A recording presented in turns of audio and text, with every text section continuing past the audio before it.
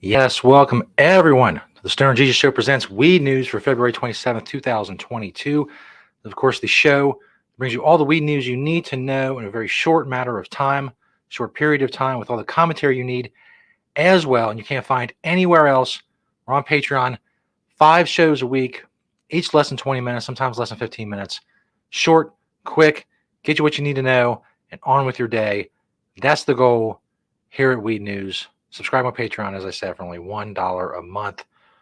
First story is about Arizona. Now, the text of the story really doesn't talk about Arizona, so I'm guessing that the video will. It's from 12news.com. It says Arizona cannabis industry is booming, the report says, hauling in $1.35 billion in revenue last year. Cannabis industry jobs report found the first year in adult use sales added 2,600 jobs and a 31% boost in sales over 2020. Let's check out the video. Instead of getting involved with pharmaceutical industry, I changed the course and got into the medical cannabis industry.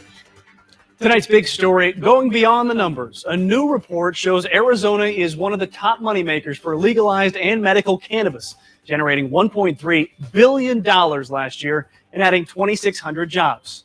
Good evening and thank you for joining us. I'm Mitch Carr. Team 12's Josh Sanders spoke with Best Dispensary CEO Susan Wong about the quickly evolving industry and opportunities to get involved. Susan Wong, I would have butchered that name. It's spelled H-W-A-N-G. I would call it either Huang or Wang. It's Wong. Sorry.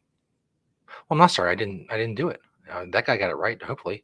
Maybe he got it wrong. Maybe I would have been right. I don't know. Have a good night, guys. Enjoy your weekend. It was science that first intrigued Best Dispensary CEO Susan Wong to pursue a new industry in Arizona, one that made more than $1 billion just last year. I am a biochemist and applying the scientific knowledge and education that I have received. That's why I got into the medical cannabis industry around 2010. Arizona became the 13th state to legalize cannabis, passing Prop 207. A new report found the state generated $1.35 billion in revenue last year, $300 million more than medical-only dispensaries sold in 2020. Last year, the state added roughly 2,600 jobs. Now, more than 23,000 jobs supported by legal cannabis in the state. What I saw lacking in the industry was diversity and also providing the adequate, sufficient information about cannabis products and the knowledge. You can also do this in a wrap job, so that way you're... So anyway, later on in the article has some the Leafly 6th Annual Jobs Report numbers. The report found the cannabis industry employs more than 428,000 Americans, up 32% in the last year, the 5th consecutive year of annual job growth, which is not surprising.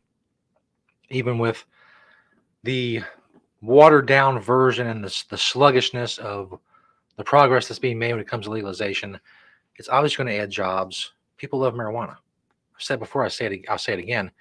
If you sell marijuana, you're going to make money because people love marijuana. And a lot of people love marijuana to the point where they would like to take some money and go buy it. Like every other product in the world. I'd like to buy some marijuana, please. Just let people sell it, and boom, there you go. You don't have to do any more than that. Job creation, all that stuff, bam, you got it.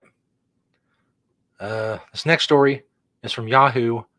And of course, it's got this stupid Yahoo Finance video playing, so it's making everything jerky and all of that. So I have to go stop the stupid Yahoo Finance video. I don't know who's out there taking all their finance advice from Yahoo and their shitty website, which is still loading and still making everything glitchy. God, is fucking annoying. Anyway, see if we can bring it up here. The marijuana company that has Jay-Z as its chief visionary officer. That's right. Talks about this guy, Troy Datzer, who answered a cold message on LinkedIn. He was head of global sales for the Clorox company at the time, but they wanted him to come and join a brand new marijuana company. He landed as the CEO of the parent company, which describes itself as the largest vertically integrated omni-channel cannabis company in California. He's been in the role for just 5 months. He said, I'm learning quite a bit in my new journey here as chief executive officer of the parent company. A lot to learn about the industry, a lot to learn about being CEO, and a very incredible dynamic landscape of the cannabis industry as it is forming here in the U.S. The parent company is backed by billionaire entertainer and business mogul Sean Jay-Z Carter, who serves as chief visionary officer.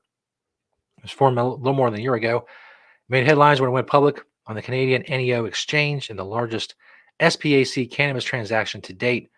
And all the parent company houses 17 brands, including Jay-Z's highly publicized high-end brand Monogram, which I probably can't afford. You probably can't either. Is also the exclusive marijuana partner of Jay-Z's entertainment powerhouse, Rock Nation. Datcher says the company's stated objective is to be the most impactful company in the cannabis industry.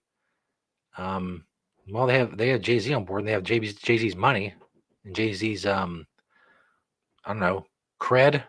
Is that a thing? They have Jay-Z's cred. So, chief visionary officer obviously sounds made up, but when you're back in the company with a ton of money, you can have whatever job you want. And apparently, he's doing stuff with it. So, they're very into diversity and equity, and they're investing in black-owned companies. So that's great. So good for Jay-Z. I mean, he could be doing something stupid, but at least he's spending his time helping the cannabis industry, at least somewhat. And people who sell cannabis, well, they're great people. I don't want obviously you find a point on it or whatever, but people who grow, people who sell cannabis, you're all great. Keep up what you got going on. Those of you who have Twitter, you may have noticed earlier today that WeedCat was trending. It's because apparently there's new Pokemon starter characters, or the hell that is. I don't know much about Pokemon. But I know that the cat looks like weed, so people have named it WeedCat, and they're all over Twitter talking about it. You see it right there. Sprigatito. He's the story, by the way, is from upcomer.com. All the stories I talk about will be linked in the description of the Patreon video. The internet is obsessed with Pokemon Scarlet and Violet starters, but mostly Sprigatito, who apparently is a grass Pokemon, and his ability is Overgrow. But you see why it looks like a weed cat. This kind of looks like a weed leaf. The face tattoo, I guess for lack of a better word, it's light green and dark green. It also has this little tuft of hair, I guess it is. Looks like a white kind of like smaller weed leaf with like a bigger green weed leaf there. Obviously, there's not enough leaves for it to be so, but I mean, it's pretty damn close. You can see why people named this Weed Cat. And that's why Weed Cat was trending on Twitter. So there you go. Go get your Weed Cat. Again, I don't know much about Pokemon, but if I did play, I would want to get that one. I mean, if I like, is it online? Is it on TV? I have no idea. I didn't read the fucking article. I don't care. I just know that people named it Weed Cat, and that's funny to me that Weed Cat was trending on Twitter.